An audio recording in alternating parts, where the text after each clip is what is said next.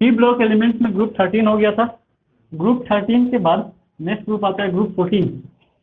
और फिर वही जो हम लास्ट क्लास में बताए थे, पूरा पीरियोडिक टेबल का पी ब्लॉक या एस ब्लॉक या डी ब्लॉक एफ ब्लॉक सबको पढ़ने के लिए पीरियोडिक टेबल का पिक्चर आपके माइंड में होना चाहिए। तो एक छोटा सा हम पिक्चर फिर बना रहे हैं।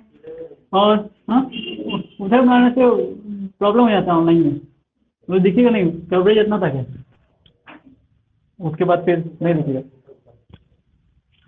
आएंगे कल से ट्यूशन लेने। इसमें बताइए पीरियोडिक टेबल का पिक्चर आप लोगों को जो बताना है, पहले सबसे पहले कौन सा होगा? S block. एस ब्लॉक में सिर्फ 60 पीरियड होता है, 7 होता है। ठीक है,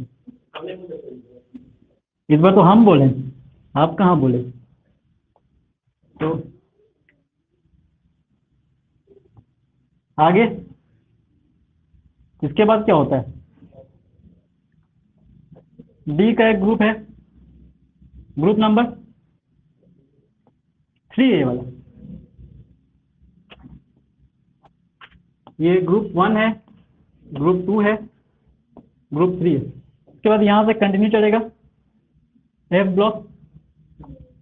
एफ ब्लॉक में 2 सीरीज है, इसको कहते हैं लैंथेनॉइड सीरीज, एक्टिनॉइड सीरीज। उसके बाद यहाँ से डी ब्लॉक कंटिन्यू, और डी ब्लॉक का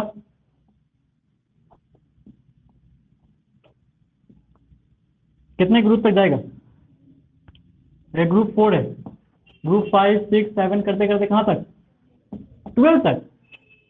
10 तो एलिमेंट्स होगा, लेकिन ग्रुप कहाँ तक जाएगा? 12 तक। उसके बाद यहाँ से फिर पी ब्लॉक कंटिन्यू, और जो पी ब्लॉक कंटिन्यू हो रहा है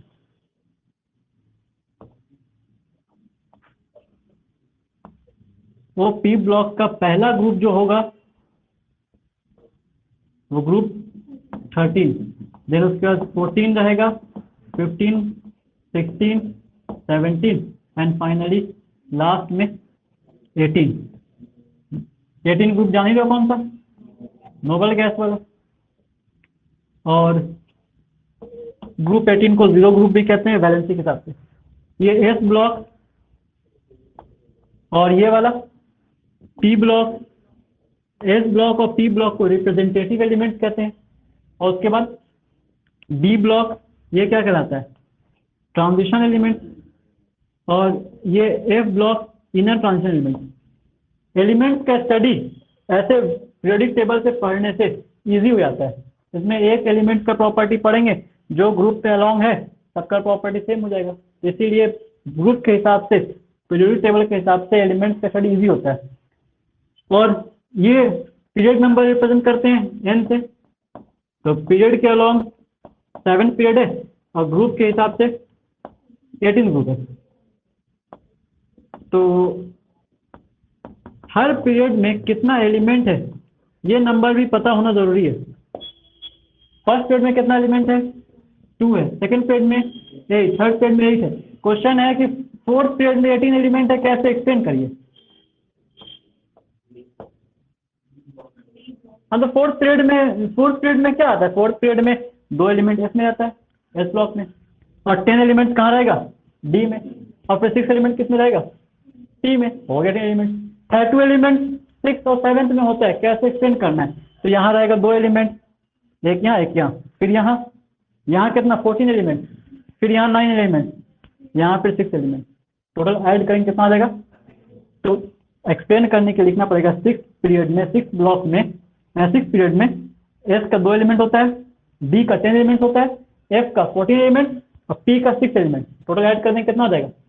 32 एलिमेंट्स जाएगा। इस तरीके से हम बता सकते हैं पूरा का पूरा हर पीरियड में कितना एलिमेंट्स होता है। कुछ और बताए थे, इसको 2s का सीरीज कहते हैं। 2s में कितना एलिमेंट रहेगा? 2। यहाँ जो एलिमेंट था उसका आउटर एटॉमिक कन्फिगरेशन आएगा 2s1, यहाँ आएगा 2s। तो इस तरीके से ये 2 क्या रिप्रेजेंट कर रहा है? Period number. तो फिर इसका क्या होना चाहिए? 1s होना चाहिए। फिर यहाँ वाले का क्या होगा? और ये वाला कहलाएगा 4s वाला पीरियड। ये कौन सा कहलाएगा? 5s period. इसका मतलब जो पीरियड नंबर है वही एस का भी नंबर आएगा। 7 पीरियड के लिए क्या होना चाहिए? 7s होना चाहिए। उसी तरीके से जो पीरियड नंबर है वही पी का आएगा। 1p होगा क्या? 1p नहीं होगा, 1p नाम का कोई चीज नहीं होगा। तो पहला p जो होगा वो 2p से, तो ये p ब्लॉक है और p ब्लॉक का पहला p स्टार्ट होगा 2p से। नेक्स्ट उस तरीके से 3p आ जाएगा। इस पीरियड में जो भी एलिमेंट होगा उसके लास्ट में इलेक्ट्रॉनिक कन्फिगरेशन में क्या आएगा? 3p। और अगर यहाँ पर 3p1 आएगा, यहाँ पर 3p2 आएगा, यहाँ पर 3p5 आएगा, यहाँ तो 3p, p में 6 इलेक्ट्रॉन कैपेसिटी है, 3p6 आया, खत्म। समझे? ये वाला पीरियड का ये क्या नाम होगा? p ब्लॉक का इस पीरियड का नाम होगा 4p सीरीज। उसी तरीके से हर पीरियड का ब्लॉक के हिसाब से सीरीज बना दिया गया है। ये 6p का सीरीज कहलाएगा और ये 7p का सीरीज कहलाएगा।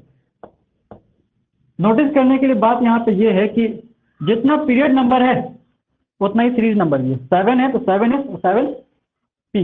इसका मतलब जितना पीरियड नंबर है उतना ही s का सीरीज होता है और p का भी उतना ही नंबर का सीरीज चलेगा। d में ऐसा नहीं होता है। ये पीरियड नंबर कौन सा है? 4। d का पहला d एटम के पास कहाँ स्टार्ट होता है? सेकेंड ऑर्बिट में d होता नहीं है, थर्ड ऑर्बिट में d होता है। तो फर्स्ट d स्टार्ट होगा कहाँ से? 3d से। तो ये वाला जो सीरीज है वो 3d का सीरीज कहलाएगा, यहाँ तक, यहाँ तक। और ये वाला सीरीज क्या कहलाएगा? 4d। इसका क्या मतलब होगा? इसमें जितना भी एलिमेंट है उनका इलेक्ट्रॉनिक कन्फिगरेशन का लास्ट इलेक्ट्रॉन किस में जाएगा? यहाँ पे रहेगा तो 4d1, यहाँ रहेगा तो 4d2, 4d3, करते करते यहाँ कितना आएगा? 4d5, 4d10 आएगा। ठीक है, यहाँ पे लास्ट एंड। अच्छा, 4d के बाद फिर यहाँ क्या आ जाएगा? तो 5p1 यहाँ है, 5p2 यहाँ, समझ क्या कह रहे हैं? 5p6 कहाँ? 5p6 यहाँ हो जाएगा। गुड। ये वाले का नाम क्या होना चाहिए फिर? 5d सीरीज का पीरियड नंबर कितना है? 6। इसका मतलब d का सीरीज नंबर पीरियड नंबर से कम होता है। अगर ये 6 पीरियड का एलिमेंट है तो d कितना आ रहा है? 5। 4th पीरियड का एलिमेंट है, d कितना आ रहा है? 3। इसका मतलब d एक कम होगा। ये चीज भी पिछले क्लास में देखे थे। सेम f के लिए भी होता है, लेकिन f में थोड़ा सा डिफरेंस है। पहला f स्टार्ट कहाँ से होता है? 4f से। p फर्स्ट कहाँ स्टार्ट होता है? p 2p, इसीलिए पहला 2p है, 3p है। 2d होता है क्या? तो 2d नाम का चीज है ये। 2f होगा, 3f होगा, इसीलिए 2f 3f नहीं है। पहला f स्टार्ट होता है 4f से, 4f है। नेक्स्ट उसके बाद कौन सा f? 5f। 4f सीरीज को कहते हैं लैंथेनॉइड सीरीज, 5f सीरीज को कहते हैं एक्टिनॉइड सीरीज। और ये 4f और 5f में 14 एलिमेंट्स आएगा। यहाँ पे इलेक्ट्रॉनिक कन्फिगरेशन आएगा 4f1, 4f2, यहाँ कितना? 4f14। उस तरीके से 5f1, 5f2, 5p7 भी आएगा। 5p7 मतलब कितना? Full field, half field, incompletely field, half field. 5f7, f के पास कैपेसिटी कितने का? 14 का। 5f7 है, हाफ फील्ड हुआ ना, इसको क्या कहा जाएगा? 5f7 हाफ फील्ड है। और 5f7 यहाँ पे, देन 5f8, 9, 10 करते करते 5f14। डी का कौन सा होगा? एक कम चल रहा है। f कितना कम चल रहा है? 6 है तो 4, 7 है तो 5, 2 कम। इसका मतलब जितना पीरियड नंबर होगा उससे 2 कम होगा f के लिए। ये सब इंफॉर्मेशन हम लोग देखे थे। अब इसी को ध्यान में रखते हुए पीरियोडिक टेबल में समझेंगे। यहाँ पे कौन सा एलिमेंट है? Hydrogen, sodium, potassium, rubidium, caesium, francium. कौन सा एलिमेंट, कौन सा ग्रुप है ये? ग्रुप 1 नाम क्या है इसका? Alkali metals. ग्रुप 2 यहाँ पे कौन सा? Beryllium, magnesium, calcium, strontium, barium and radium. ये कौन सा ग्रुप कहलाएगा? यहाँ स्कैंडियम, येटेरियम, लैंथेनम, एक्टिनम। ये ग्रुप अभी नहीं पढ़ना है, छोड़ दीजिए इसको, नाम बहुत अच्छा है इनका, एकदम वर्ल्ड पहुंचा देगा आप लोगों को। तो ये ग्रुप 2 पढ़ लिए हम लोग। ग्रुप 13 पढ़े थे। ग्रुप 13 कौन सा एलिमेंट? Boron family. तो boron, aluminium, gallium, indium, thallium. Last कहाँ था? ट्राइयम। तो आज कौन सा पढ़ेंगे? 14 में कौन कौन आ जाएगा? Carbon, silicon, germanium, tin, lead. उसके बाद क्वाडियम। पीछे मत मुड़ो, पीछे चीटिंग नहीं, चीटिंग करता है। क्वाडियम। उस तरीके से सब में एलिमेंट है।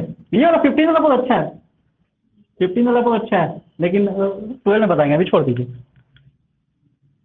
एलिमेंट अच्छा है, एलिमेंट अच्छा नहीं है, मतलब उसका जिंगल वो बहुत अच्छा है, पूरा बॉलीवुड घुमाता है, समझे? किसी को पता है क्या? नहीं पता है। एलिमेंट का नाम पता है? Nitrogen, phosphorus, arsenic, antimony, bismuth. N, P, S, S B, B I. Nana Patekar, Aishwarya सब बीमार। बॉलीवुड डूब गया। नाना पाटेकर बीमार पड़ा हुआ है, ऐश्वर्या बीमार पड़ेगी, बॉलीवुड चलेगा? हीलियम, नियॉन, ऐसा ऐसा हम देखो थोड़ा थोड़ा याद है, जब याद पढ़ाते तो याद आता है, ऐसे नहीं याद रहता है। कौन वाला? ये वाला, ये एकदम एकदम चीप वाला है, तो लगता है कि देहात में पहुंच गया। कैसा था एक बार फिर से बताइए तो। बैगन, आलू, गोभी, इन, थैला। इन कैसे आ गया बीच में? इंग्लिश हिंदी मिक्सचर है नहीं, तो हिंदी में हिंदी चाहिए था। ठेला ये हो चुका है। हम लोग इंजीनियरिंग में थे ना, तो क्या हुआ, एक बार इंग्लिश की एक मैम थी, पीएचडी क्वालिफाइड थी, बहुत अच्छा इंग्लिश बोलती थी। वो क्या की ठेला वाले के पता बोलती, भाई साहब ये भैया ये पोटैटो कितने का है, एक टोमेटो कितने का है। वो बेचारा सोच रहा है टोमेटो पोटैटो क्या हो रहा है, समझ में नहीं आ रहा उसको। वो एकदम मतलब शॉकिंग एक्सप्रेशन दे रहा है। हीलियम, नियॉन, आर्गन, यहाँ कौन सा? क्रिप्टन, के आर, जेनन, रेडन। यहाँ कौन सा? आनन, ऑक्टियम। ये पीरियड टेबल था। और सब फैमिली का तो नाम बताए थे। ग्रुप 13 का नाम था बोल्ड फैमिली, 14 का 15 वाला, और नाइट्रन फैमिली जिसका एक और नाम था न्यूकोजन। ये सफोकेटिंग एलिमेंट्स होता है इसमें, जो पॉइजनस टाइप का गैस बनाता है। उसके बाद 16 वाला ऑक्सीजन फैमिली जिसका नाम था कैल्कोजन, ये बनाता है ओर फॉर्मिंग एलिमेंट। लास्ट 17 हेलोजन, ओर फॉर्मिंग एलिमेंट और होता है। 18 का 3 नाम था, नोबल गैस, इनर्ट गैस और रेयर गैस। जीरो तो वैलेंसी था उसका। तो रेयर गैस क्वांटिटी में बहुत कम है, इनर्ट गैस रिएक्ट नहीं करता, नोबल इनका इंपॉर्टेंस अपना तो नोबल गैस। इसी को ध्यान में तो कई लॉ बनाया गया, ऑक्टेट थ्योरी पढ़े थे ना हम लोग, तो उसी को ध्यान में रख के बना था। आते हैं हम लोग ग्रुप 14 के बारे में। ग्रुप 14 का जो फैमिली का नाम है वो है कार्बन फैमिली। आज पीएचडी हम साइलेंट है, नाराज हो गया नहीं? हाँ वो नाराज होने दो, अभी 2 दिन का फिर रिलैक्स हो जाएगा, टेंशन नहीं लेने का। अच्छा बच्चा है। कार्बन 14 कौन कौन सा एलिमेंट है? कार्बन, कार्बन के बाद सिलिकॉन, जर्मेनियम, सिलिकॉन तो सिलिकॉन का लिस्ट लो। जर्मेनियम, जर्मेनियम के बाद टिन,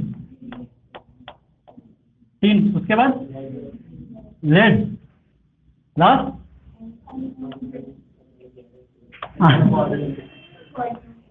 एंड कॉडियम। पता नहीं क्या है इसके बाद, एंड कॉडियम। कार्बन किस पीरियड का एलिमेंट है? 14 पीरियड का एलिमेंट है। हो 14 सेकेंड पीरियड का एलिमेंट है। हो जाता है, टेंशन लेने की जरूरत नहीं है। मेरा उम्र बढ़ रहा है तो उसका भी तो बढ़ रहा है। थर्ड, नेक्स्ट तुम्हारा भी नंबर आएगा, टेंशन मत लो, बहुत आगे पीछे कर रहे हो। फोर्थ, ये 5th पीरियड का एलिमेंट। उसके बाद 6th पीरियड का element, last period. P block का कोई ऐसा एलिमेंट होगा जो फर्स्ट पीरियड में लाइक करता हो? नहीं हो सकता है, क्यों? अगर फर्स्ट पीरियड में लाइक करेगा तो फिर एटॉमिक कंफ्यूजन में 1p आना चाहिए, 1p तो होता नहीं है। डी ब्लॉक का कोई ऐसा एलिमेंट जो थर्ड पीरियड में लाइक करे? नहीं पॉसिबल है। थर्ड पीरियड में लाइक करने का मतलब डी होना चाहिए 2d। थर्ड पीरियड जितना पीरियड नंबर उससे कम डी, 2d होता है क्या? नहीं। तो इसी तरीके से सब में याद रख सकते हैं। अगर इस तरीके से ये वाला चीज़ याद रखिएगा ना और पिक्चर याद रखिएगा तो एलिमेंट का स्टडी ईजी है। अदरवाइज ऐसे सोचते रहिएगा, बहुत कंपेरिजन, बहुत टेंशन में आ जाइएगा, क्या क्या है सब भूल जाइएगा। एलिमेंट का symbol C, carbon, silicon, germanium, tin, tin का क्या? टी, एसएन, ओरिजिनल का स्टैनम, टिन, टीबी, प्लम्बम, ये यू क्यू। चैप्टर 3 भूलिए मत, क्लास 11 में एग्जाम देना है, अभी नहीं देना है? हाँ तो याद रखिए। ओह फर्स्ट टर्म खत्म, सेकंड टर्म तो होगा। फर्स्ट टर्म में निकल गया, कई लोग तो सोच रहे हैं कि सेकंड टर्म नहीं होगा। सेकंड पेज में 8 एलिमेंट, इसमें 8 एलिमेंट, इसमें 18 और एलिमेंट इसलिए याद रखने हैं क्योंकि इससे एटॉमिक नंबर निकल सकता है। इसका एटॉमिक नंबर तो कम से कम कार्बन का पता ही होगा, 6। इसमें ये ऐड करेंगे, ये ऐड करेंगे। नीचे वाला एस ब्लॉक में कैसे ऐड करते हैं, बगल बगल, और पी ब्लॉक के लिए नीचे की तरफ। 6 + 8 कितना देगा, सिलिकॉन का एटॉमिक नंबर निकल गया, कितना 14।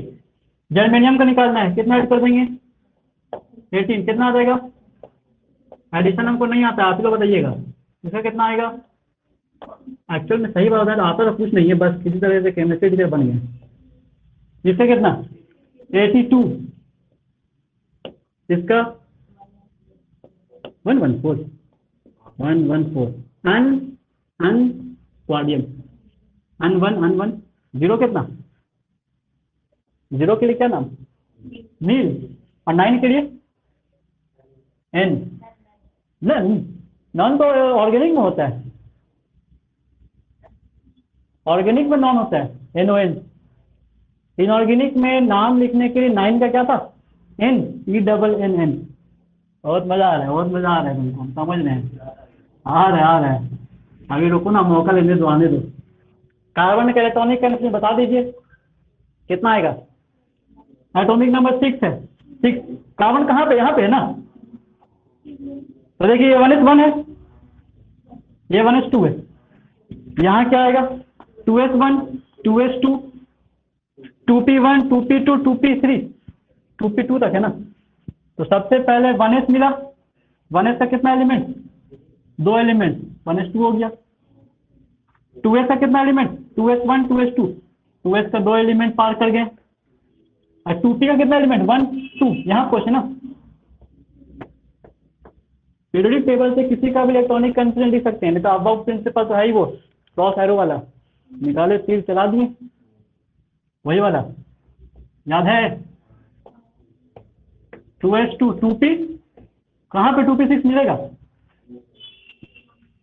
2p6 के बाद 3p, 3s1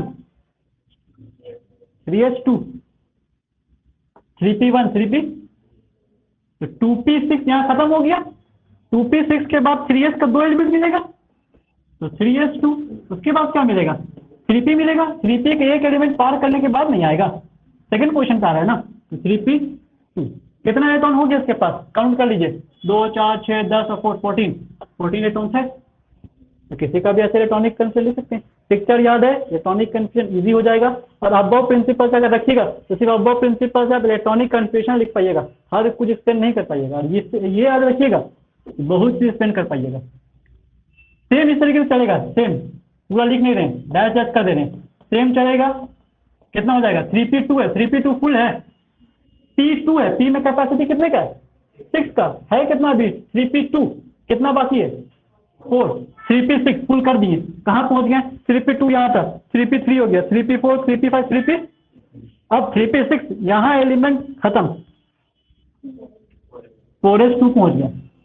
4s2 मतलब 4th पीरियड का 2 एलिमेंट पार करेंगे, उसके बाद डी का कितना एलिमेंट पार करना पड़ेगा 10 एलिमेंट। कौन सा डी, तो डी ब्लॉक का 10 एलिमेंट जब पार करेंगे तब वापस से पहुंचेंगे पी ब्लॉक में, वो भी पी ब्लॉक का कौन सा पी। और 40 का कितना एलिमेंट पार करने के बाद आपको मिलेगा, यहाँ ये क्वेश्चन की बात कर रहा हूं मैं, 40 का एक एलिमेंट पार किए तब आया 42, कार्बन सिलिकॉन जर्मेनियम। उसी तरीके से आगे कंटिन्यू कर सकते हैं, कंटिन्यू करिएगा तो फिर 46 हो जाएगा, 46 यहाँ, देन उसके बाद 5s2 पास करें। अब 5s2 5s के बाद क्या आएगा 4d10, क्योंकि 5th पीरियड में F नहीं होता है, डायरेक्ट क्या आता है D। तो 5s के बाद D, कौन सा D 4d10, जितना S है उससे कम D, 4d10, और जितना S उतना ही P, जितना S है उतना ही P, तो 5s तो 5p, 5p में कितना एक चीज कॉमन देखिए आ रहा है, 2s 2p 3s 3p 4s 4p, यहाँ 5s इसका मतलब general outer electronic configuration of S block element कितना होना चाहिए, sorry P block element, general outer electronic configuration of group 14 कितना होना चाहिए, NS2 NP2। एन क्या रिप्रेजेंट कर रहा है, पीरियड नंबर, वो किस पीरियड का एलिमेंट है। जैसे जर्मेनियम, जर्मेनियम किस पीरियड का एलिमेंट है, 4। इसका मतलब इसके लास्ट में इलेक्ट्रॉनिक कॉन्फ़िगरेशन में क्या आएगा, 4s2 42 यही आएगा। तो इस तरीके से जनरल आउटर इलेक्ट्रॉनिक कॉन्फ़िगरेशन का क्वेश्चन होता भी है। बोरोन का क्या है, बोरोन फैमिली में कितना था, NS2 NP1 था, तो फिर 17 ग्रुप का कितना होना चाहिए, NS2 NP5 होना चाहिए, और 16 ग्रुप का NS2 NP। इसका मतलब पूरे पी ब्लॉक का स्टार्ट होता है NP1 से, एंड होता है NP6 से, तो पूरे पी ब्लॉक का आउटर इलेक्ट्रॉनिक कॉन्फ़िगरेशन हो जाएगा NS2 NP1 to 6, समझ गए।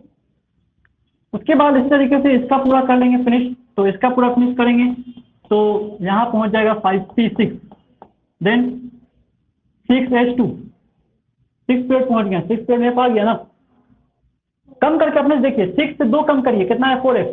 5th पीरियड में थे हम लोग, 5 से 2 कम करिए कितना आएगा, 3s। 3s नाम का कोई चीज नहीं होता है, इसका मतलब f नहीं लिखेंगे यहाँ पे। 6 से 2 कम किए, f आया 4s, 4s नाम का है 4s, 4s में कितना एलिमेंट रहता है, तो 4s का 14 एलिमेंट जब पार करेंगे तो डी ब्लॉक आ जाता है, तो डी का कौन सा डी, 5D, 5D का 10 एलिमेंट पार करने के बाद आता है पी ब्लॉक, पी ब्लॉक कौन सा पी, 6P, और 6P का अगर यहाँ रख दें 6P1 तो इस पोजीशन की बात कर रहे हैं, और 6P2 मतलब यहाँ पोजीशन की बात कर रहे हैं, तो हमको तो यही चाहिए ना 14 ग्रुप वाला, इसका मतलब रखना पड़ेगा 6P। तो लास्ट वाले का कैसा आएगा, लास्ट वाले का सब कुछ सेम रहेगा, फर्क हो जाएगा 6P6, देन उसके बाद 7S2 5S14 6D10 and 7P। सबका इलेक्ट्रॉनिक कॉन्फ़िगरेशन इस तरीके से लिख सकते हैं। दूसरे इलेक्ट्रॉनिक कॉन्फ़िगरेशन में एक और बताते हैं इसमें आप एक चीज देख लीजिए, वैलेंस इलेक्ट्रॉन या वैलेंस शेल। वैलेंस शेल इसमें कौन है, NS NP, ये ना वैलेंस शेल है। वैलेंस शेल में 2 सब ऑर्बिट S और P, इसी में इलेक्ट्रॉन रहता है। वैलेंसी, वैलेंसी कितना होगा, NS का इलेक्ट्रॉन या वैलेंस इलेक्ट्रॉन, पहले देखते हैं। वैलेंस इलेक्ट्रॉन, वैलेंस इलेक्ट्रॉन कितना होगा, NS का इलेक्ट्रॉन और NP का इलेक्ट्रॉन, जो भी NS का इलेक्ट्रॉन है, जो भी NP का इलेक्ट्रॉन, तो क्या खा जाएगा, तो कितना आ रहा है, NS में 2 इलेक्ट्रॉन, NP में भी 2 इलेक्ट्रॉन, कितना इलेक्ट्रॉन, 4। इसका मतलब ग्रुप 14 का वैलेंस इलेक्ट्रॉन कितना है, 4 है। और ग्रुप नंबर से भी रेट कर सकते हैं, ग्रुप नंबर से वैलेंस इलेक्ट्रॉन निकालने का या वैलेंस इलेक्ट्रॉन निकालने का एक तरीका भी है, ग्रुप नंबर -10, ठीक है। ग्रुप नंबर 15 का वैलेंस इलेक्ट्रॉन कितना आ जाएगा, 15 का 15 - 10 5, तो ग्रुप 15 का वैलेंस इलेक्ट्रॉन कितना आ जाएगा, 5। इस तरीके से ये भी कुछ इंफॉर्मेशन है। अच्छा, इसके बाद एक और चीज, oxidation number. Oxidation number, oxidation number कितना आएगा, आउटर मोस्ट में कितना इलेक्ट्रॉन है, 4। लॉस करने का टाइम आएगा तो 4 लॉस कर देगा, तो उसके ऊपर क्या चार्ज आएगा, 4+। गेन करने का टाइम है, मान लीजिए 4 गेन किया, कितना माइनस आ पाएगा, 4-। इसका मतलब इसका ऑक्सीडेशन स्टेट लाई करेगा -4 से लेकर कहाँ तक, +4 तक। -4 से +4 के बीच 0 आ रहा है, तो कोई भी अपने एलिमेंट्री फॉर्म में है उसको 0 रहेगा। अकेला कार्बन लिखा था, ऑक्सीडेशन नंबर कितना आएगा, 0। अकेला सिलिकॉन लिखा था, उसका ऑक्सीडेशन नंबर 0। कंबाइंड स्टेट में जैसे लिखा था सिलिकॉन ऑक्साइड या सिलिकॉन डाइऑक्साइड, तब वहां पर उसका 0 नहीं होगा, इनमें से कुछ होगा, इस रेंज के बीच में कुछ होगा। ये इलेक्ट्रॉनिक कॉन्फ़िगरेशन देखने के बाद एक और इलेक्ट्रॉनिक कॉन्फ़िगरेशन देखते हैं, कौन सा, नोबल गैस टॉनिक कॉन्फ़िगरेशन। बता दीजिए, नोबल गैस टॉनिक कॉन्फ़िगरेशन क्यों देखते हैं, वो आसान भाषा में बता दीजिए, तब आसान होता है, तो छोटा भी लगता है। केमिकल बॉन्ड में इजी होता है, उसके एलिमेंट है और नोबल गैस इलेक्ट्रॉनिक कॉन्फ़िगरेशन देखना चाहते हैं। कौन कौन सा एलिमेंट है, बिना देखे बता पाइएगा। हीलियम, कार्बन, तुम डराओ मेरे से, कौन बोला कौन बोला। कार्बन, सिलिकॉन, उसके बाद जर्मनी। कितना तो अच्छा है, पूरा वर्ल्ड तो घुमा रहा है, सिलिकॉन वैली घुमा दिया, जर्मनी घुमा दे रहा है। और भी कुछ है। तीन तीन वो नहीं, तीन तीन तूने वैसे वो आता नहीं है ठेका करके, लोहा, टीना, कांच, प्लास्टिक, वही वाला टीन है। वो घड़ी घुमा रहा है, सही बात है, घड़ी घुमा रहा है। तीन, और उसके बाद लेड। ये वाला तो लास्ट वाला छोड़ देते हैं। ये तो बस इलेक्ट्रॉनिक कंट्रीब्यूशन तक का इसका इंपॉर्टेंट, उससे ज़्यादा नहीं। रेडियो एक्टिव एलिमेंट सब इसका स्टडी नहीं करेंगे। हर पेड का, हर ग्रुप का अपना लास्ट एलिमेंट का स्टडी नहीं करते। रेडियो एक्टिव एलिमेंट है। बताइए नोबल गैस टॉनिक कंस्टिट्यूएंट कैसे लिखते हैं। कार्बन है, कार्बन यहाँ पर है ना, किस नोबल गैस के बाद आएगा, हीलियम नोबल गैस के बाद। तो हीलियम के बाद हीलियम लिख दिए। हीलियम के बाद कैसे आएगा, हीलियम के बाद तक पहुंचेगा पहले 2s, दोनों उसके बाद 2p। हीलियम के बाद पहुंचेगा 2s का दो एलिमेंट, 2s1 2s2, उसके बाद 2p1 2p2। सिलिकॉन का, सिलिकॉन यहाँ है, तो नियॉन के बाद पहुंचेगा नियरेस्ट नोबल गैस से। नियॉन, नियॉन के बाद जैसे नियॉन आए, नियॉन के बाद कहाँ पहुंच गए, 3s। 3s का कितना एलिमेंट पार करना पड़ेगा, 3s2, देन उसके बाद 3p2। अगर 3s है तो d होगा उसके पास, नहीं, एक कम d लेंगे तो 2d हो जाएगा, 2d तो होता नहीं है। अरे मजा नहीं आ रहा हमको पढ़ाने में, पता है क्यों। मेरा जो बाल्मर है ना, वो अभी उदास हुआ है। बाल्मर समझे कौन, समझ गए। बाल करने में बाल एटॉमिक स्ट्रक्चर में क्या पढ़ाया तुम लोगों को, कोई फायदा नहीं है। स्टूडेंट था वो, मेरा पीएचडी वाला स्टूडेंट अभी नाराज हुआ है। अब क्या करें, हमको समझ में नहीं आ रहा है। 4s2, अच्छा 4s2 यहाँ आ गया आर्गन के बाद, 4s2, 4s के बाद कौन आएगा, 3d। 3d का कितना एलिमेंट, 10, देन उसके बाद 3d के बाद आएगा 41 42, और उसके बाद क्रिप्टन। बताते जाइए, क्रिप्टन यहाँ हो गया। क्रिप्टन 4th पेड का एलिमेंट है ना, 1 2 3 4। क्रिप्टन 4th पेड खत्म, 4th पेड का आएगा 5th पीरियड, 5th पीरियड में 5s2। तो बहुत जल्दी सीख गया आप लोग। 5d, उसके बाद वो अच्छा उतना पढ़ा नहीं फिर भी सीख गया सब, इसीलिए क्रिप्टन, उसके बाद जेनन, देन 6s2। हाँ हाँ, और एक तारीख में तो लोग डूब चला, एक तारीख में समझे डूब। 4f10, 4f10 आ गया, 4f14, उसके बाद ये सब तो बहुत इजी है। उसके बाद रेडन 7s2। कुछ तो इलेक्ट्रॉनिक कन्फ्यूजन इतना मतलब इंटरेस्ट लेके बता रहे हैं ना, कितना मजेदार चीज़ है। और उसके बाद नहीं, अच्छी बात है, इलेक्ट्रॉनिक कन्फ्यूजन आना चाहिए। अगर ये नहीं आ रहा तो फिर केमिकल बॉन्डिंग नहीं आ पाएगा, बहुत प्रॉब्लम होगा। इलेक्ट्रॉनिक कन्फ्यूजन बहुत इंपॉर्टेंट है। बहुत छोटा लग रहा है, वो बहुत बड़ा है। मेट्रो सिटी है ये, नासी सिटी है। कार्बन है, सिलिकॉन है, जर्मेनियम है, टिन है और लेड। अब ये गायब हो गया, ठीक है, उसको छोड़ दीजिए, भूल जाइए उसको, पसंद नहीं है हमको। कार्बन सिलिकॉन बड़ा हो गया, जर्मेनियम भी बड़ा है, ज़्यादा बड़ा नहीं है। सिलिकॉन और जर्मेनियम में प्रॉब्लम आने का चांस है, किसके कारण, डी ब्लॉक के कारण। लेकिन ये प्रॉब्लम ज़्यादा दिखेगा कहाँ कहाँ, यहाँ पे एल्यूमिनियम और गैलियम के बीच में इतना ज़्यादा दिखेगा कि गैलियम का साइज छोटा है, एल्यूमिनियम का साइज अपोजिट हो जाता है। लेकिन ये इफेक्ट धीमे धीमे कम हो जाएगा, तो फिर आपको वहाँ पे एक्सेप्शन नहीं दिखेगा। हाँ, वो इफेक्ट कम हुआ तो इतना नहीं कम हो गया कि इन दोनों के बीच का साइज डिफरेंस बहुत ज़्यादा हो गया। इफेक्ट कम होने से ये हुआ कि दोनों के बीच लगभग लगभग साइज सेम है। साइज सेम होने का मतलब रेडियस सेम। उसके बाद टिन और लेड में, जर्मेनियम और टिन में रेडियस का डिफरेंस होगा ज़्यादा, लेकिन टिन और लेड में ज़्यादा नहीं होगा, क्योंकि टिन यहाँ पर है और लेड यहाँ पे है, तो लेड में आ जाता है 4s का इलेक्ट्रॉन, 4s का भी और 5d का भी। एक्स्ट्रा होने के कारण इसका साइज थोड़ा छोटा हो जाता है, उतना नहीं छोटा होता है कि इससे छोटा आता है, क्योंकि हम लोग देख चुके हैं यहाँ पर इनिडियम था और थैलियम था, तो इनिडियम और थैलियम का लगभग साइज सेम था, उसी तरीके से इन दोनों का भी साइज लगभग सेम रहेगा, लेकिन थोड़ा सा ज़्यादा होगा। तो साइज का यहाँ पे एक्सेप्शन नहीं है, जैसे कि उसमें एक्सेप्शन था। तो जैसे जैसे हम लोग टॉप टू बॉटम बढ़ेंगे, कुछ कुछ चीज़ इंक्रीज होता हुआ दिखेगा, वो इंक्रीज होता हुआ चीज़ साइज है, एटॉमिक साइज इंक्रीज कर रहे हैं। साइज में जो रेडियस है वो कोवेलेंट रेडियस है, कोवेलेंट रेडियस इंक्रीज कर रहे हैं, ठीक है। अच्छा, एक और बात जाते हैं आपको कि ये कार्बन जो है नॉन मेटल है, ठीक है। सिलिकॉन और जर्मेनियम क्या है, सेमी मेटल है, और टिन और लेड ये मेटल से। साइज बढ़ने का मतलब हो गया कोवेलेंट रेडियस बढ़ना।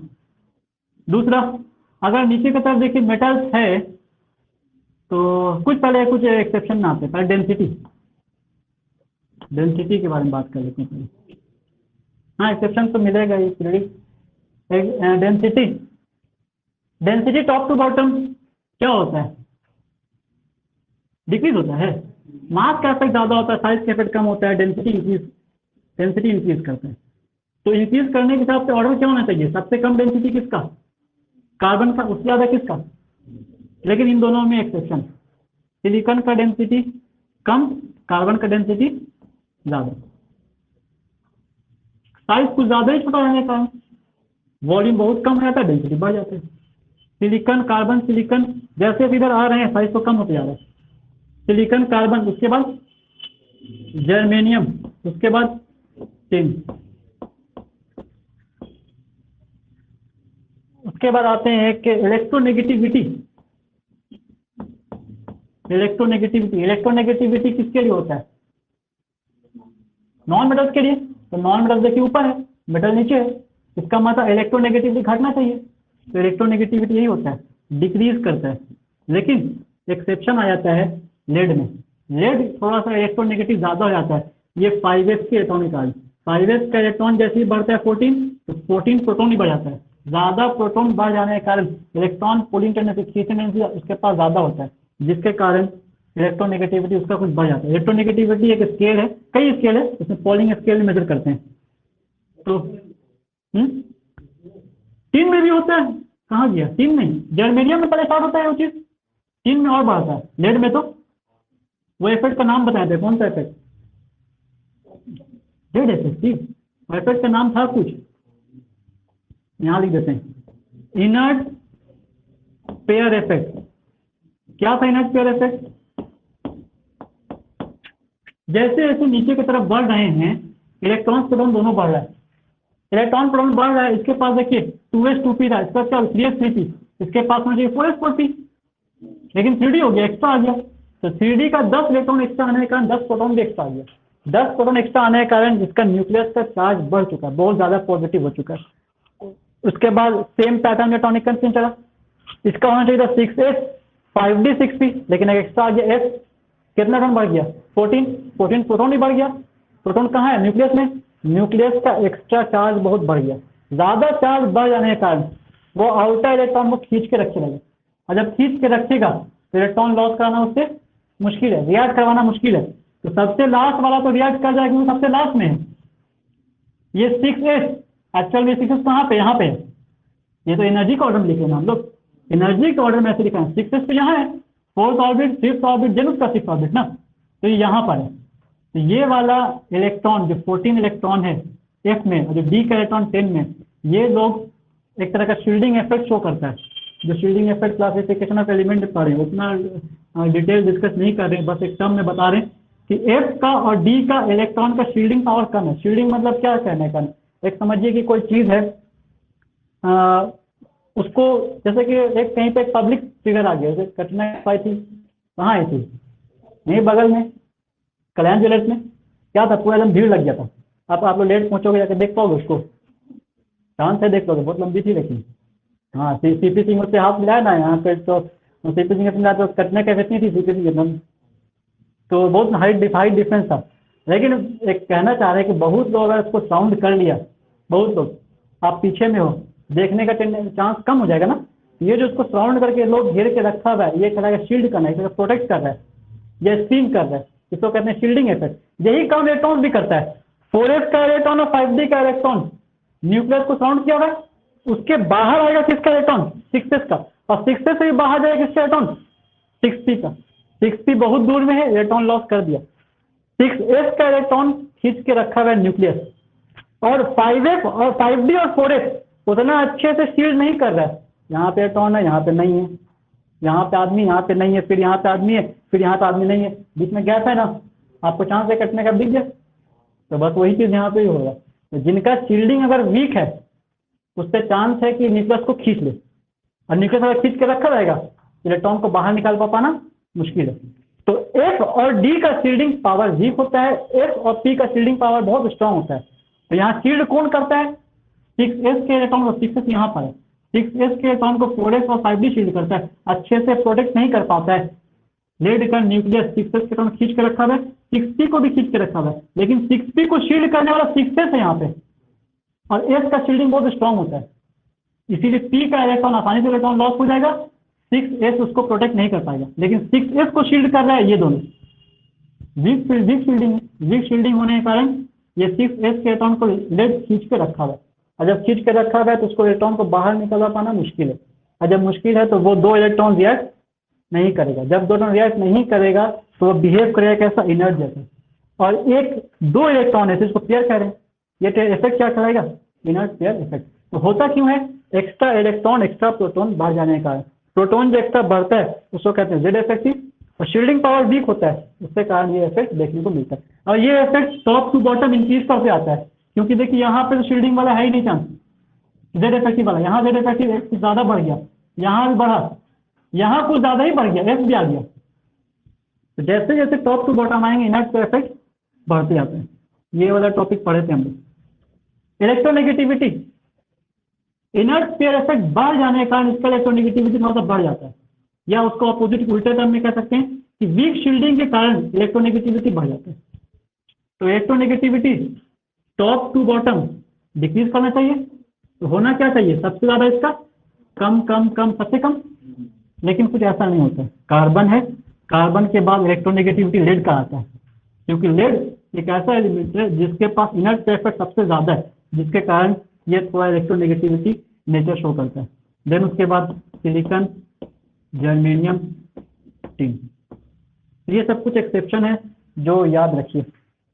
अच्छा, मेटालिक कैरेक्टर के बारे में बात करें तो क्या कहिएगा, मेटालिक कैरेक्टर इंक्रीज करेगा डिक्रीज करेगा, इंक्रीज करना चाहिए। ऊपर नॉन मेटल है, नॉन मेटल के पास मेटालिक कैरेक्टर जीरो है ही नहीं, नीचे क्या आ गया, सेमी मेटल, सेमी मेटल मतलब मेटालिक भी है, इसका मतलब इसके पास थोड़ा सा मेटालिक कैरेक्टर आया, नीचे वाला प्योरली मेटालिक है, इसका मतलब इसके पास नॉन मेटालिक प्रॉपर्टी है ही नहीं, सिर्फ मेटालिक प्रॉपर्टी है, इसका मतलब टॉप टू बॉटम आ रहे हैं तो मेटालिक कैरेक्टर इंक्रीज कर रहे हैं। इस तरीके से हम बता सकते हैं मेटालिक कैरेक्टर इंक्रीज कर रहे हैं।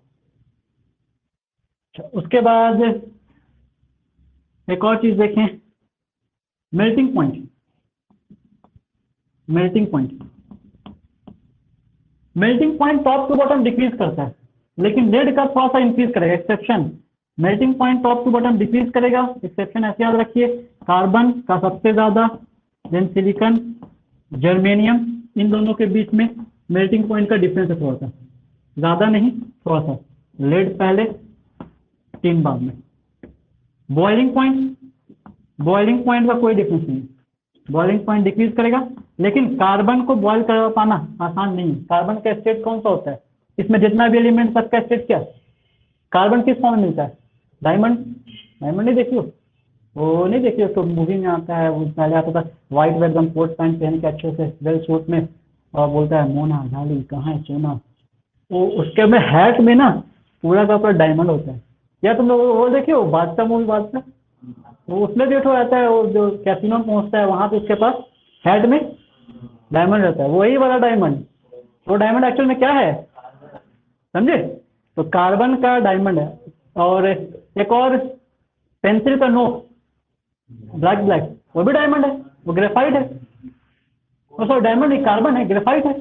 तो कार्बन दो फॉर्म आपको हम बताएं, एक डायमंड और एक, दोनों ही का स्टेट क्या है? सिलिकॉन जर्मेनियम देखे हो, सिलिकॉन देखे हो, जितना भी आजकल का जो ये इलेक्ट्रॉनिक इंडस्ट्री है वो सिलिकॉन सेमीकंडक्टर पे ही बेस्ड है, सिलिकॉन जर्मेनियम पे। पहले कंप्यूटर बहुत बड़ा बनता था, फिर धीमे धीमे छोटा होता चला गया, वो सेमीकंडक्टर के कारण, सेमी मेटल्स के कारण हुआ है। तो उनका भी स्टेट सॉलिड होता है। अब मेटल्स सॉलिड है, इसका मतलब पूरे पीरियोडिक टेबल में ये वाला जो ग्रुप है, मेटल, नॉन मेटल, मेटल्स तीनों है, सेमी मेटल तीनों है, लेकिन सबका स्टेट क्या है? सॉलिड है। अगर सॉलिड है तो इनको पहले क्या करना पड़ेगा? मेल्टिंग पॉइंट ऑर्डर हो गया, बॉयल करना पड़ेगा। कार्बन को बॉयल करवा पाना आसान नहीं, कार्बन बॉयल नहीं होगा, उसका बॉइलिंग में बहुत एक्सेस है, इसीलिए उसका रेंज कई बुक में आपको मिलेगा ही नहीं। तो कार्बन को छोड़ के हम लोग बॉइलिंग का पढ़ेंगे, तो बॉइलिंग पॉइंट डिक्रीज कर रहा है, तो कैसे?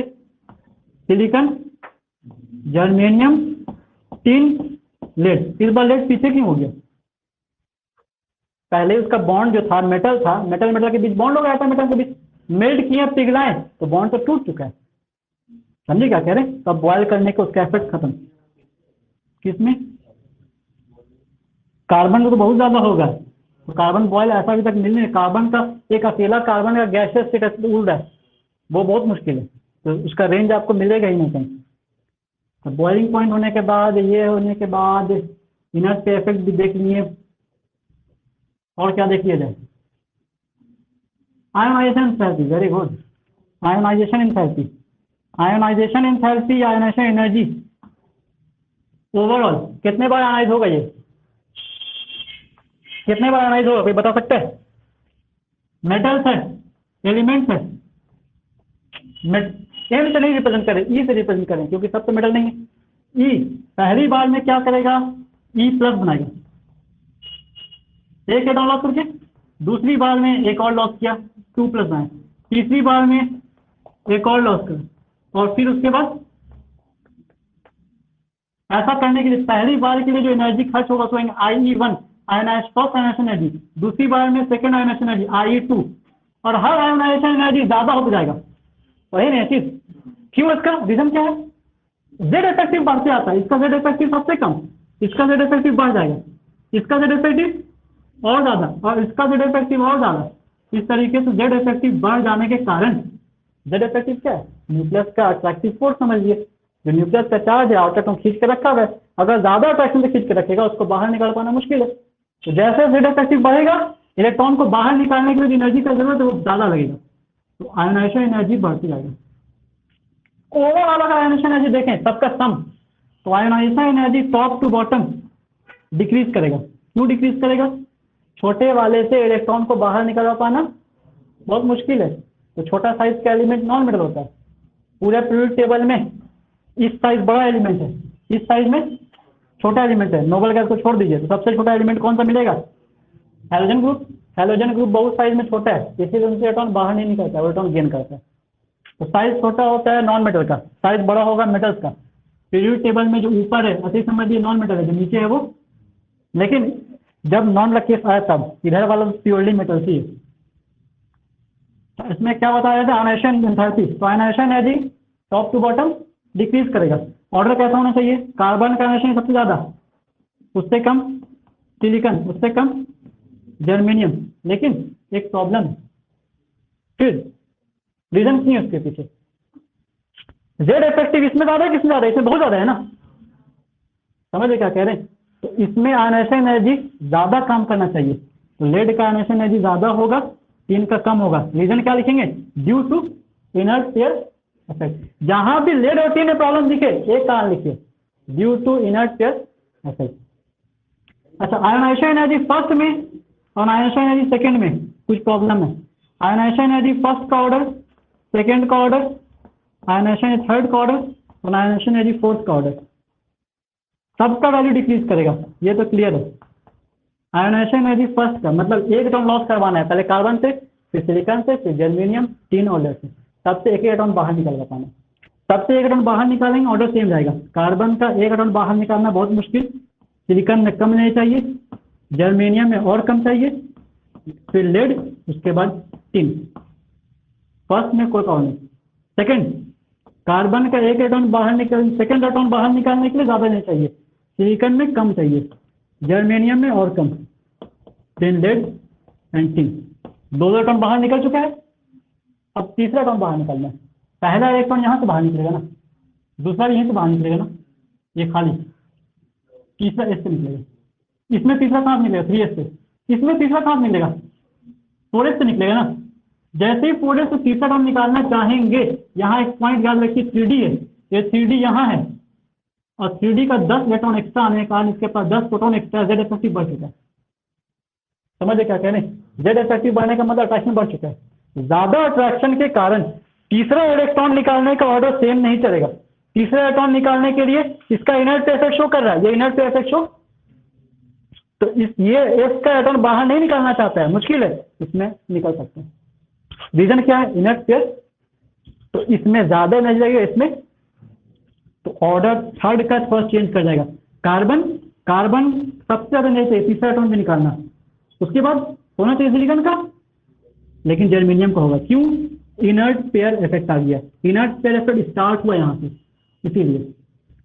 देन सिलिकॉन, उसके बाद तो फिर है ही सेम। फोर्थ में इनर्ट पेयर इफेक्ट नहीं काम कर रहा है क्या? फोर्थ का एटॉम तो 4s से ही निकलेगा ना, 3s से ही निकलेगा ना, तो यहाँ पर इनर्ट पेयर इफेक्ट नहीं था, यहाँ पर इनर्ट पेयर इफेक्ट स्टार्ट हुआ है। यहाँ पर और यहाँ पर दोनों का बिहेवियर अलग होगा। ये इनर्ट पेयर इफेक्ट शो कर रहा है, ज्यादा नहीं चाहिए, ये नहीं शो कर रहा है, कम नहीं चाहिए। तो कार्बन का चौथा इलेक्ट्रॉन निकालना भी बहुत मुश्किल है। उसके बाद जर्मेनियम, सिलिकॉन, लेड और टिन।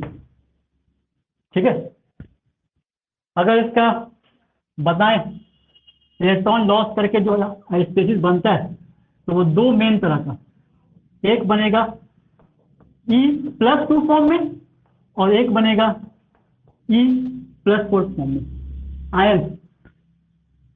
अगर E+2 बन गया तो कार्बन पे क्या चार्ज आएगा? C+2 और C+4। सिलिकॉन पर Si+2, ये Ge+2, Sn+2 एंड Z+2, ये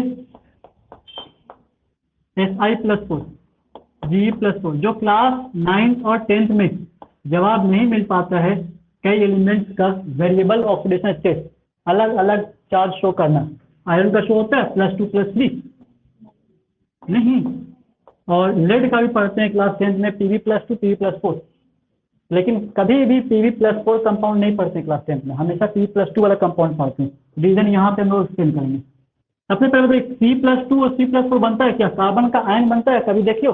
कार्बन नॉन मेटल है, लॉस करेगा नहीं, लॉस करने के लिए एनर्जी उसको बहुत ज्यादा है, बहुत ज्यादा एनर्जी चाहिए उसको लॉस कराने के लिए, नहीं लॉस करेगा। नॉन मेटल है, नॉन मेटल क्या करेगा? गेन, मतलब कार्बन का आयन बना पाना, कट आयन बना पाना पॉसिबल नहीं है।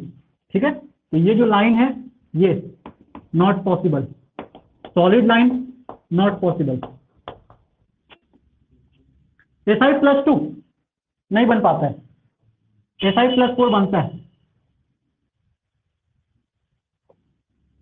Ge+2 और Ge+4 इनर्ट पे इफेक्ट शो कर रहा है ना, डी का टर्न आ गया, जो इनर्ट पे इफेक्ट शो कर रहा है वो दोनों बना सकता है, दोनों में उसका एक स्टेबल होगा और एक कम स्टेबल होगा। तो Ge+2 अभी जस्ट इनर्ट पे इफेक्ट स्टार्ट हुआ है, फिर इनर्ट पे इफेक्ट बढ़ा इसके पास तो सबसे ज्यादा, तो G जस्ट इनर्ट पे इफेक्ट स्टार्ट किया है, इसीलिए Ge+2 कम स्टेबल है, जबकि Ge+4 ज्यादा स्टेबल है। तो ये जो हम डॉटेड लाइन रिप्रेजेंट कर रहे हैं, डॉटेड लाइन का मतलब होगा लेस स्टेबल वाला। इसमें इनर्ट पे इफेक्ट बढ़ गया ना, इसमें दोनों ही लगभग स्टेबल है। Pb+2 Pb+4 कौन सा स्टेबल होगा?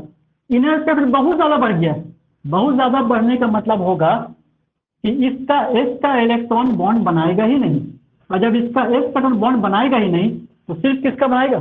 C का इलेक्ट्रॉन। तो कितना इलेक्ट्रॉन खर्च करेगा? 2 ही खर्च करेगा, मतलब +2 ही बना सकता है, +4 अगर +4 बना हुआ है तो हाईली अनस्टेबल है, तो ये लेस स्टेबल है, तो Pb+4 लेस स्टेबल है। अच्छा, अगर Pb+4 लेस स्टेबल है, Pb+4 लेस स्टेबल है, तो Pb+4 अपने उसी फॉर्म में नहीं रहना चाहेगा, वो चेंज होना चाहेगा किसमें, +2 में। ऐसा करने के लिए वो क्या करेगा, 2 इलेक्ट्रॉन को गेन कर लेगा, किसी स्पेसीज से 2 इलेक्ट्रॉन गेन करेगा। जैसे ही 2 इलेक्ट्रॉन गेन किया, चार्ज घट गया ना, जैसे ही 2 इलेक्ट्रॉन गेन किया, ऑक्सीडेशन नंबर घट गया। ऑक्सीडेशन नंबर डिक्रीज करना, इसका मतलब रिडक्शन हो गया, तो Pb+4 रिड्यूस होना चाहेगा, और Ge+2 ऑक्सीडाइज होना चाहेगा। Ge+2 इसमें बनना चाहेगा, Pb+4 इसमें कन्वर्ट हो जाएगा, तो Pb+4 इसमें कन्वर्ट होने के लिए इलेक्ट्रॉन गेन कर रहा है, Ge+2 इसमें कन्वर्ट होने के लिए इलेक्ट्रॉन लॉस करेगा, तो लॉस करेगा मीन्स ऑक्सीडाइज होगा। गेन क्या मतलब, रिड्यूस हुआ। जो स्पेसीज रिडक्शन शो करता है उसको कहते हैं ऑक्सीडाइजिंग। तो किसी कंपाउंड में अगर Pb पे +4 चार्ज है वो एक अच्छा ऑक्सीडाइजिंग एजेंट होगा, और जर्मेनियम के किसी कंपाउंड पे अगर +2 चार्ज है तो वो अच्छा रिड्यूसिंग एजेंट होगा, ऑक्सीडाइजिंग एजेंट का अपोजिट, उल्टा काम करेगा। और Sn+2 Sn+4 का दोनों ही कंपाउंड मिलता है, तो यहाँ पे एक ये पॉइंट छुपा होगा। और ऐसा कुछ तो छूट नहीं, एनर्जी इफेक्ट देख लेते हैं एक बार। साइज कंपेयर कर दिए एटॉमिक इलेक्ट्रॉन। एक और कंपेरिजन लेते हैं, बॉन्ड एंथैल्पी। प्योरली मेटल का कंपाउंड ही नहीं है, यहाँ पे यहीं से हम लोग छोड़ दिया एंथैल्पी, क्योंकि यहाँ पे एक अलग तरह का एलिमेंट आता है बोरोन, और जैसे जैसे आप इधर बढ़ते जाइएगा नॉन मेटालिक प्रॉपर्टी बढ़ते आता है, तो प्योरली मेटल ऐसा होता नहीं है, इसीलिए हाइड्रेशन कंपेयर नहीं कर पाते हम लोग। एक कंपेयर करने बोल रहे थे बॉन्ड एंथैल्पी। बॉन्ड एंथैल्पी कहने का मतलब बॉन्ड तोड़ने के लिए जो एनर्जी चाहिए। एक्चुअली बॉन्ड एंथैल्पी मतलब बॉन्ड फॉर्मेशन के दौरान जो एनर्जी रिलीज हुआ, लेकिन अभी हम लोग यहाँ पे समझना चाह रहे हैं बॉन्ड तोड़ने की जो एनर्जी चाहिए। सबसे ज़्यादा एनर्जी किसमें चाहिए, कार्बन कार्बन के बीच का बॉन्ड बना हुआ है, तो कार्बन कार्बन के बीच का जो बॉन्ड बना हुआ है वो छोटा एटम है। छोटा एटम होने का क्या मतलब, दोनों बहुत क्लोज क्लोज है। बॉन्ड का लेंथ कैसा होगा, छोटा। बॉन्ड का लेंथ अगर छोटा है मतलब बॉन्ड का स्ट्रेंथ कैसा है, स्ट्रॉन्ग है। ठीक है, तो सबसे ज़्यादा स्ट्रॉन्ग बॉन्ड कार्बन कार्बन के बीच का है, देन सिलिकॉन सिलिकॉन के बीच का वीक और वीक और वीक। तो बॉन्ड एंथैल्पी जिनका स्ट्रॉन्ग बॉन्ड है उनमें ज़्यादा नहीं चाहिए तोड़ने के लिए, इसमें कम नहीं चाहिए, कम कम। बॉन्ड एंथैल्पी क्या होगा, इलेक्ट्रिकल रेसिस्टिविटी या इलेक्ट्रिकल कंडक्टिविटी। इलेक्ट्रिकल कंडक्टिविटी या रेसिस्टिविटी से ही समझते हैं। इलेक्ट्रिकल रेसिस्टिविटी कौन इलेक्ट्रिसिटी फ्लो होने से रोकेगा, नॉन मेटल। मेटल तो आसानी से फ्लो कराएगा। इलेक्ट्रिकल रेसिस्टिविटी ज्यादा होना चाहिए किसका, और कम होना चाहिए इसका, है ना। तो इलेक्ट्रिकल रेसिस्टिविटी का ऑर्डर, सबसे ज्यादा इलेक्ट्रिकल रेसिस्टिविटी कार्बन को होना चाहिए, देन उसके बाद सिलिकॉन, उसके बाद जर्मेनियम, उसके बाद किसका होना चाहिए, लेड का। चारों इलेक्ट्रॉन फ्लो हो ही नहीं पाता है, तो लेड का एंड देन टिन का। जैसे ही लेड का एक्सेप्शन टिन का एक्सेप्शन दिखा, रीजन क्या लिखेंगे, ये वाला कहाँ गया, गायब हो जाता है। इलेक्ट्रिकल कंडक्टिविटी किसी, इलेक्ट्रिकल रेसिस्टिविटी किसी का ज्यादा है, इलेक्ट्रिकल कंडक्टिविटी उसका क्या होगा, कम होगा। रेसिस्टिविटी और कंडक्टिविटी में रिलेशन है कैसा, रेसिस्टिविटी रिप्रेजेंट करते हैं रो से, और कंडक्टिविटी रिप्रेजेंट करते हैं के से। एक्चुअल में के नहीं है, ये कप्पा। कप्पा समझे, कप्पा वो है बाहुबली वाला कटप्पा नहीं, कप्पा है ये, कटप्पा दूसरा है। ये क्या है, कप्पा। अल्फा सुने, alpha, alpha beta A B ऐसा लगता है ना, वैसे वो के जैसा लगता है, समझे, वो कटप्पा मैं सॉरी कप्पा, कप्पा है। ठीक है, तो ये ग्रीक लैंग्वेज के सब लेटर है। इलेक्ट्रोनेगेटिविटी देखनी है, मेल्टिंग पॉइंट देखनी है, बॉइलिंग पॉइंट देखनी है, चारों आयनेशन एंथैल्पी का कंपैरिजन देखनी है। आयनिक रेडियस क्या होगा, आयनिक रेडियस, इसमें आयनिक रेडियस में क्या होगा, किसका साइज बड़ा होना चाहिए, इसका कि इसका। ई प्लस, देखिए मान लीजिए E+2 इतना बड़ा है, तो E+4 कितना बड़ा होगा, छोटा हो जाएगा, है ना। चार्ज बढ़ता जाएगा, साइज छोटा हो जाएगा।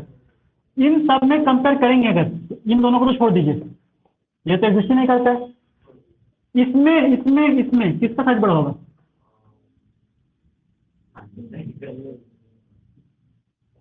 किसका साइज बड़ा होगा, रेड का। टॉप टू बॉटम आएंगे साइज बढ़ेगा, लेकिन ये साइज को क्या कहेंगे, covalent radius, ionic radius, ionic radius, ठीक है।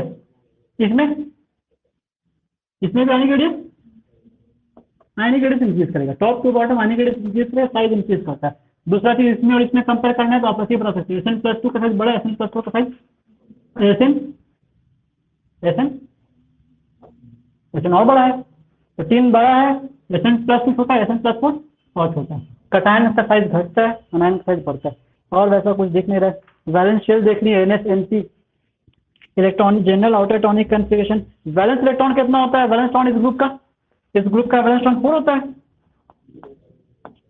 है ना, इस ग्रुप का वैलेंस इलेक्ट्रॉन 4 होता है। वैलेंसी कितना होता है, वैलेंसी 4 होता है, या +4 या वैलेंसी इसका +4 या -4।